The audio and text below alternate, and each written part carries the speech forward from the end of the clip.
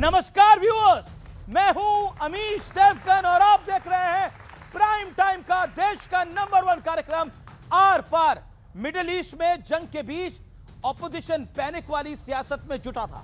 बार बार यह कहा जा रहा था कि पेट्रोल डीजल महंगा होने वाला है, लेकिन इस सियासत के बीच केंद्र सरकार यानी मोदी सरकार ने जनता के हित को सबसे ऊपर रखते हुए एक बड़ा फैसला किया।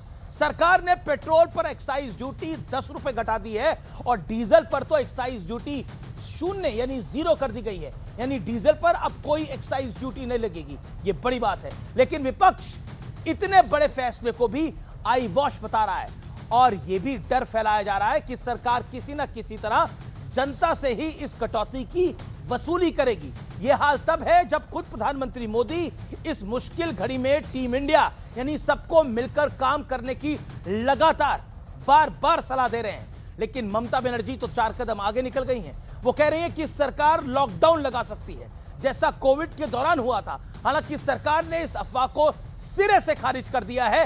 एनडीए के नेता कह रहे हैं ऑपोजिशन कुछ भी कर ले लेकिन सरकार अपना काम करती रहेगी। लेकिन आज का बड़ा प्रश्न यह है कि विपक्ष पैनिक फैलाकर देश का नुकसान करवाना चाहता है या फिर उनके मन में कुछ और है। आज इसी पर जनता जनार्दन के बीच टीम इंडिया को लेकर सबसे बड़ी बहस। स्वागत है आपका आज के बेहद खास बेहद महत्वपूर्ण आर पार में।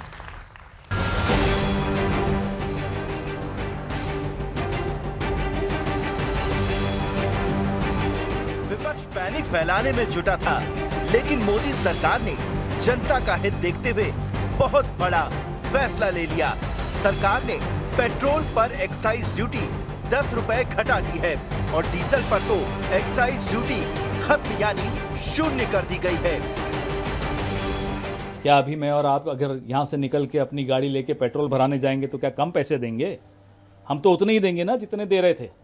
तो ये एहसान किस पर लाद रहे हैं साहब? हमने कम कर दिया। वो आप ऑयल मार्केटिंग कंपनीज से कम कर रहे हो, हम पर नहीं कम कर रहे हो। जिसमें राजनीतिक फायदा उठाने की कोशिश, जनता की दूसरी तरह से जनता पे बोझ डाल के उसको वसूल लेंगे। जो सोशल मीडिया के अफवाहों के बुनियाद पे पेट्रोल पंपों के बाहर लाइनें लगाए बैठे हैं, हमें मजबूर मत करिएगा। नहीं तो अगर यही हाल रहा मैं कुछ दिनों के लिए पेट्रोल पंप ही बंद कर दूंगा जब तक ये अफवाहों का सिलसिला बंद नहीं होता।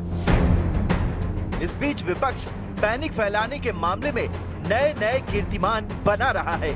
पहले पेट्रोल डीजल के दाम बढ़ने की कहानी गढ़ी गई और अब ममता बनर्जी लॉकडाउन का सियासी खेला कर रही हैं।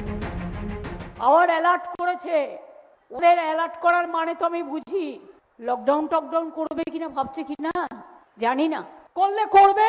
तो लगता है मोदी जी फिर एक बार 10-15 दिन के लिए डीजल और पेट्रोल की बचत करने के लिए लॉकडाउन लगा सकते हैं। कोई लॉकडाउन का गुंजाइश नहीं है भारत देश में। ये गलत फहमी फैलाना छोड़ना चाहिए नेतागण। बेसलेस रूमर मॉन्गरिंग और जनता के मन में एक भय फैलाने के लिए कुछ भी कह दो। कहां हो रही है लॉकडाउन का? पाकिस्तान में हो रही है ना कि इंडिया में। ये सब कौन अफवाहें उड़ाते हैं? प्रधानमंत्री जी ने बहुत साफ तौर से बताया था कि पैनिक नहीं होना है। ईरान को लेकर भी फेक सियासी नैरेटिव बनाने की चाल चली गई, लेकिन खुद ईरान के विदेश मंत्री भारत को अपना अच्छा दोस्त बता रहे हैं। एक फेक न्यूज ये भी आई कि पाकिस्तान युद्ध रुकवाने के लिए मध्यस्थता करने वाला है। इसे लेकर भी विपक्ष ने विश्व गुरु वाला तंज कसना शुरू कर दिया, लेकिन अब इस झूठ की पोल खुल गई है। सबसे बड़ा सवाल उठता है कि विपक्ष टीम इंडिया की भावना के खिलाफ क्यों जा रहा है। आज इसी मुद्दे पर होगी जनता के बीच जोरदार बहस।